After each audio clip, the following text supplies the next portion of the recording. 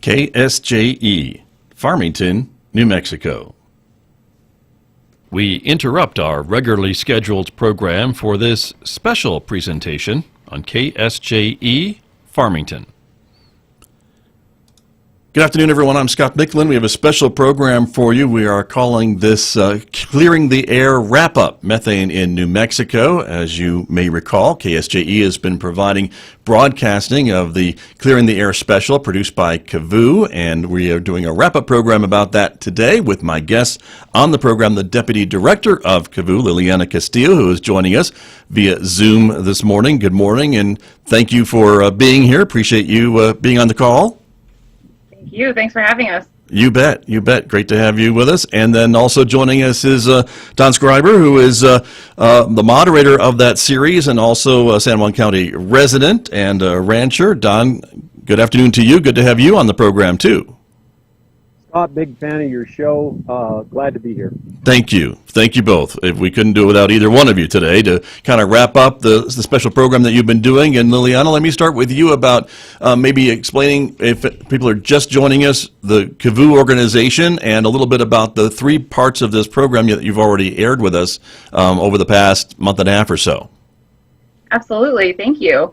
Well, KVOO stands for Climate Advocates Voces Unidas, and we focus on storytelling, sharing stories, and making sure that people really understand the impacts of these issues on each other as a way to bring us together to create change and make things better, particularly around climate change here in the West. This year, the past few months, we've been producing the Clearing the Air series, which is a virtual conversation series. We were really excited to produce that in coalition with about 15 other organizations here in New Mexico that work on climate, equity, justice, and environmental issues. Our goal for this series was really to start helping make sense of climate change, air pollution, and energy development in New Mexico as we head into an important public hearing. The New Mexico Environment Department has been working for years to create these really strong oil and gas rules that limit methane and precursor ozone pollution. And the Environmental Improvement Board will hear those rules next week. So we're hosting these conversation series episodes monthly since June to really bring together as much information as we can and try to bring in as many New Mexicans as we can into this process, because we know that that's the way that we're going to get rules that truly protect our communities and act on climate. Right. And so you have been producing those all summer. As you mentioned, we've been airing them here at KSJE for the last month and a half or so, and including Don Scriber in this program. And Don's been kind of, as I mentioned, the moderator, and you've been talking with lots of other folks about this issue of methane. And Don, let me bring you in a little bit about your part in all this, because you have had the job of trying to kind of bring everybody in, all the guests in, to share their points of view and things along that line. So give me just a little bit of summary of your involvement, if you wouldn't mind. With KVOO, since its inception here in New Mexico, when they did the really remarkable, groundbreaking series that they began with on drilling in New Mexico, and they started with the San Juan Basin and shot part of that at our ranch, super talented filmmakers and message construction to try to acquaint people. Beginning what, Lily, when was the Unearthed series started? Am I right? 3 years ago? Yeah, 2017. So a little longer than that, but yeah. Even a little longer. So a long association with KVOO, and so impressed by them and their ability to not just stay in a fixed idea, but continue to move forward, which is what we're hoping that the public does here in New Mexico with this upcoming NMED rule. So my great pleasure is to have a tremendous KVOO staff, Liliana, Brandon Vecino, and others that help find the guests and shape them. We work hard on the outlines and the talking points to coordinate everyone to try to bring the most important ideas and questions to the public and make that available. And that's in our Clearing the Air issues, episodes 1, 2, and 3. We will have another one to produce next week as we wrap it up, and that will be very exciting. I don't know if Liliana wants to talk about that one coming up. Lily, anything to be said about episode 4?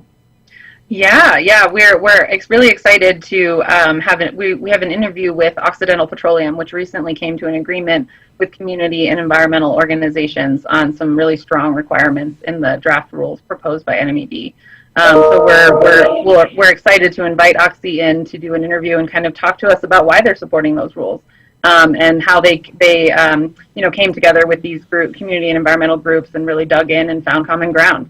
And we're really excited to explain, to hear from them and talk through, why they did that and how we can do that overarchingly here in New Mexico. Very good. Well, thank you both for that. And so let's talk about these rules that are being proposed in New Mexico. And please correct me if I'm wrong, either one of you, about the whole role of methane in the oil and gas industry. And the idea is to try to capture a lot of this methane gas that is leaking from the various oil and gas installations across our state and not have it going off into the atmosphere that can contribute to climate change and some of the greenhouse gases. Is that a pretty good way to describe what we're talking about, Liliana? Yep, that's absolutely right. New Mexico is home to some of the worst methane pollution in the country.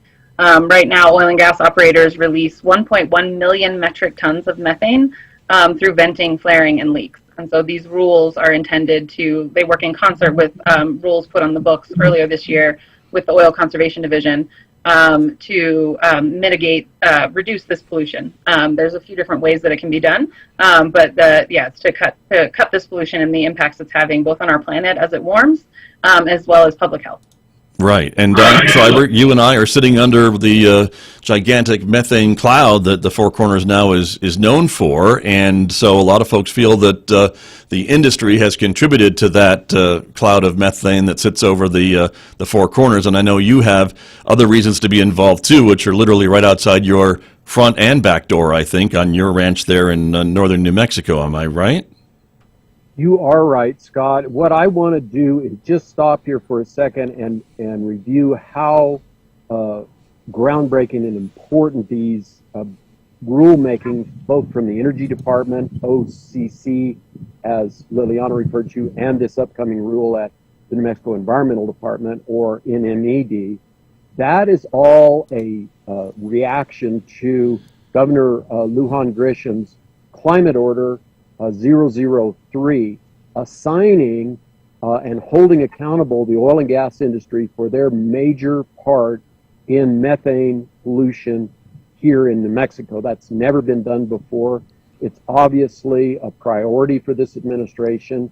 She directed her secretaries to work on this and try to get these numbers down. As Liliana said, one of the worst in the country. So at the basis of everything is the action of Governor Lujan Grisham's administration to get this ball rolling. It's really been 2 years of very hard work in methane advisory panels, other things I've participated in, working with industry, and sometimes in opposition to industry to get to where we are today. So this is exciting. We've got one rule done, and this is the second rule. And why it's important to us, Scott, let me just say, I'm standing here on Indian land. I'm going to step to the side here and show you this well location that's right here. And if you'll just look, I hope the viewers can see our ranch house and some of our ranch buildings, our shop, our barn, bunkhouse right behind us. But if you could see what I can see without moving, I would show you 4 wells right there out of the picture to the right. This well, what's that, 5? On that ridge, right left of the big smokestack, are 4 more wells. That's 9.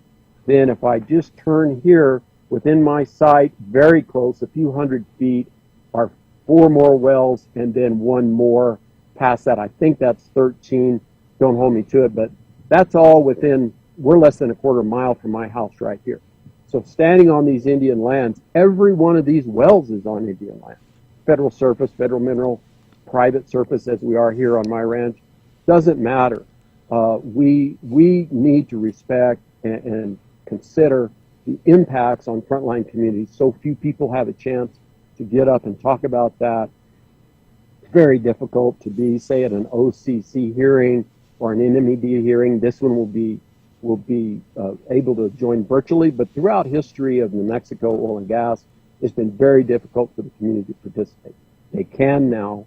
That's why I'm here today, is to try to speak on behalf of those that don't have a chance to get their voice heard, and then to just say at the same time with KAVU and what they've done, there is a website. I would love everyone to write that down. Scott, if you can post it up, we'd really appreciate it. And that's Methane Matters NM.org.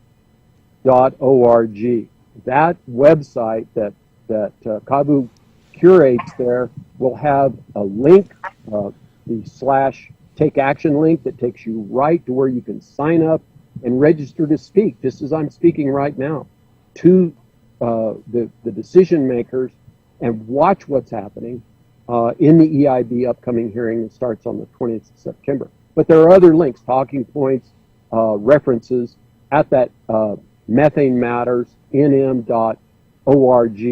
So I encourage everybody to go to that. By the way, Scott, just now the wind shifted, and I'm getting a full load of what we call olfactory leak and vent evidence. That is the smell of the hydrocarbon smell that we all know. So raw gasoline, paint thinner smell wafting off one or more of these locations right into me right now.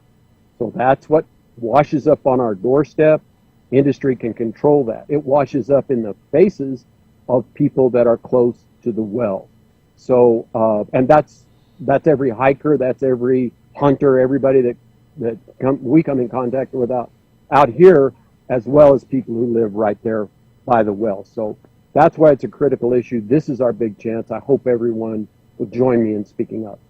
Very good, Don. Thank you very much. And just to let our folks know, you are located out near Gobernador there in kind of the eastern part of the county, about Rio Arriba County line, in that area, or where are we? Representing Rio Arriba here. We're just over the San Juan line. Yes. And where we would be, Scott, is just about 17 miles south of Navajo Dam. Right. So it's beautiful to us. Some people want to call it a sacrifice zone, since we're part of the 30,000 wells that are in the San Juan Basin, but we never feel that way. We feel it's not a sacrifice zone. It is our home, and therefore we want to stay and fight for it. Understood. And just to be clear, Don Schreiber, I mean, you're not advocating for the removal of these wells. This topic that we're talking about today is more on the gas releases, the methane releases from those wells. But as you pointed out, your home is literally surrounded by these sites.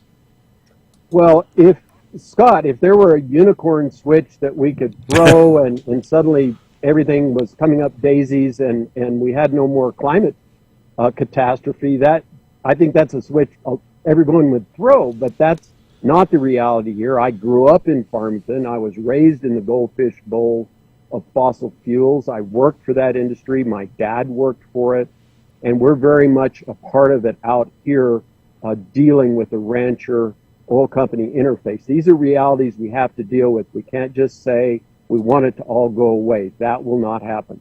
Yet there are many, many steps we can take, important, vital steps that we know that work, that have worked in Colorado, which, if I just climb this little ridge in front of me, I can see Colorado. Often from my ranch, it's less than 25 miles away. Rules there are stronger than rules we have now. They're stronger than the rules that have been proposed. So that's what, when I say stay here and fight, that's what we want to fight for. Let's protect everything we can protect while we develop renewable solutions, while we transition out, and while we follow what the rest of the world is really doing. Right. Understood. Thank you for that. And I know, maybe a lot of folks listening to us today may say, but all those wells around Don Schreiber's property and elsewhere in the state, those are providing revenue for New Mexico, where our state's very dependent on that revenue to pay for the things that we all enjoy, the schools, the roads and the infrastructure and the social service programs and the protection programs and things like that. So I know that's a complicated second question about how do we pay for some of these things, and some of those producers may say, if you strengthen these methane rules, we won't be able to afford to do that anymore, and we may go out of business or operate less wells than we are now. So back to both of you, Liliana, what's the response to that argument, I guess, from the industry? I'm sure you've heard it before. Certainly. The that is a contribution to our state that is real. And like Don was saying, if we could turn off a switch tomorrow, this is part of the impacts of a choice like that, right? We know that we can't really pull the rug out from underneath these communities or our state. But the other reality is that, recently the Intergovernmental Panel on Climate Change released their most recent analysis on climate change impacts, and we're really at a code red place. Like we really need to take action and make change quickly to mitigate the impacts that climate change is having on our planet and our communities and our families already here in New Mexico. And so the trend, a lot like Don was also saying, like the rest.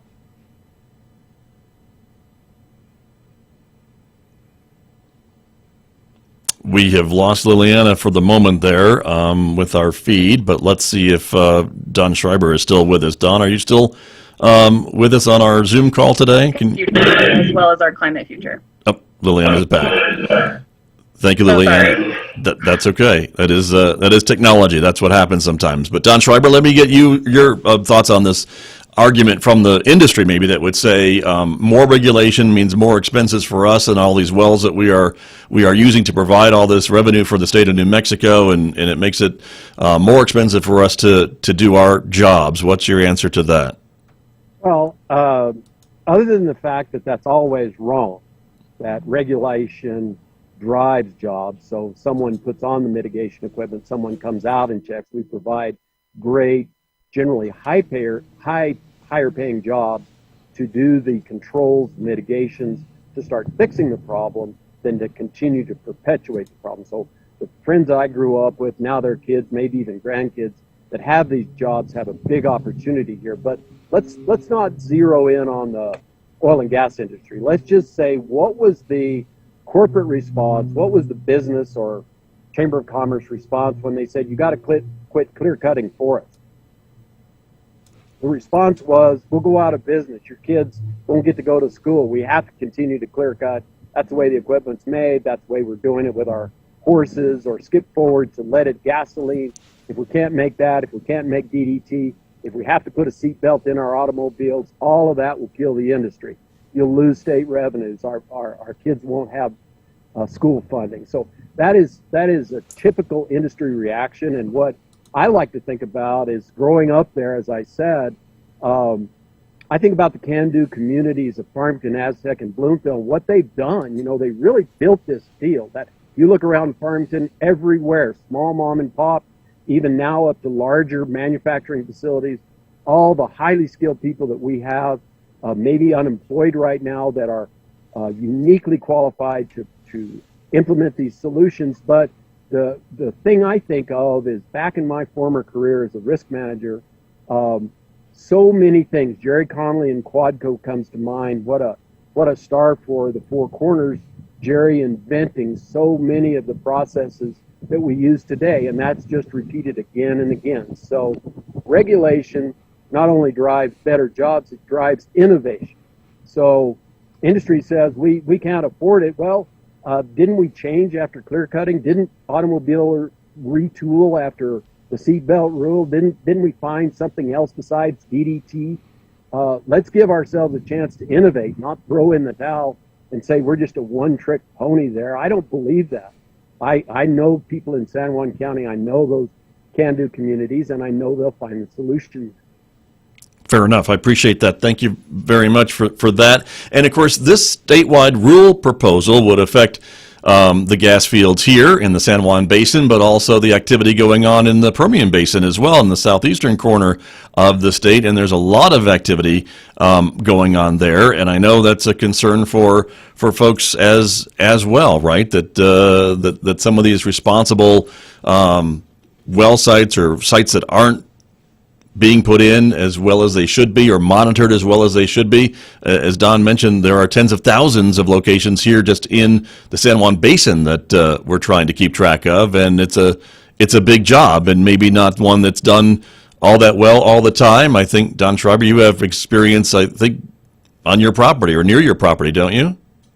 Well, I wanted to just help me save your point there, Scott, just to say, thank you. In the Permian, Oxy Occidental Petroleum is the largest acreage holder down there and one of the 2-3 largest producers down there. So our partner coming up, supporting strong methane and ozone precursor rules is a major player in the Permian Basin. So they see the benefit of forward-looking rules and regulations. Here, for us, whether it was Burlington Oil and Gas or ConocoPhillips, we made many agreements with industry to try to benefit both parties, both people in the industry and us, and we found many places we could do that if we back off from being polarized and just kind of getting in a silo and saying we're not going to get out of that or adopt a single mantra that we can't have any regulations, then we lose all that opportunity.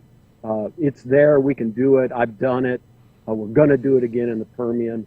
So now, Scott, your point was that was it. So yeah, we have had many cooperative relationships with oil companies here, not what you might think when you maybe read the newspaper with me on the front page, because I'd never have time to say that. But thank you for giving us the time, because it's with that cooperation. I want those people to go back to work, my friends and others go back to work, help solve the problem instead of perpetuating the problem of methane pollution in New Mexico. And so this rule, as you mentioned, that is already, maybe a similar one is already in place in the state of Colorado. This is what is being proposed somewhat for New Mexico. We just have a couple of minutes remaining this afternoon, both of you. So maybe one final push about if folks want to comment on this rule, the opportunity will avail itself next week, correct, Don Schreiber? Here we go again, methanematters.org, and get right there, find where you can get involved. You have an equal voice to me, to Liliana, to everyone, to oil and gas people, if you will take advantage of that. Lily? Absolutely. The Environmental Improvement Board public hearing begins on Monday, September 20th, and runs through the 30th of September. And there are a few different ways that people can provide public comment and weigh in on those safeguards. That they can go to methanemattersnm.org/take action and find talking points. People can give verbal public comment at 9 a.m., 1 p.m., and 5 p.m. every day of the hearing, except the very first day. It'll actually just be 1 p.m. and 5 p.m. that day. And so all you got to do is send an email. There's all this information is on that website, methanemattersnm.org/take action. You got to send an email to someone on staff there at EIB and say you want to speak. And they'll give you your time slot and you can Zoom in. I don't actually think it is Zoom, but it is some kind of virtual meeting platform that folks can Zoom in and give their public comment and weigh in, which is so important. As Don, I don't remember actually now if Don has mentioned, I was having some internet issues, but we've already seen the administration be really responsive to community input and have already seen some strengthening of the rules. And so Governor Michelle Lujan Grisham and Secretary Jim Kenney deserve a lot of credit for the improvements and the strength that is already in the rules. There are definitely a few things that we can, a little bit more work we can do to better protect communities that live closest to oil and gas. And you can find all of that information on methanemattersnm.org/take action. Craft your public comment, weigh in. We need your voice. Very good. Well, and that's the way to do it. Thank you very much. And again, if you want to make a comment on it, then I guess that gives you the right to complain about things later on if you want to do that too. But I appreciate both of you and your expertise to being with me on the program today. Don Schreiber, it's always great to hear from you and have you a part of the KSJE audience. Thank you for your support, and thanks for being on the program. Absolutely, Scott. Glad to be here. Thanks for the platform. You're very welcome. And Liliana Castillo, thank you for your partnership with providing us with these series. We look forward to the fourth and final one, as you both have mentioned, coming up soon. And so we look forward to working with you on this and more in the future, hopefully. Thank you. Absolutely. Thanks so much again for having us, Scott. You bet. Thank you very much. My guest this morning on this special program here on KSJE about methane in New Mexico and part of the Clearing the Air series that we've been sharing from Cavu in New Mexico. Thanks for watching, everyone. Have a great rest of your afternoon. This is KSJE, Farmington, New Mexico. KSJE is proud to support the Aztec Highland Games and Celtic Music Festival, October 2nd and 3rd at Riverside Park in Aztec. Music from Big Patty, Smelter Mountain Boys, Patrick Crossing and Devil's Dram, and featuring the Highland Games Athletic Competition. Plus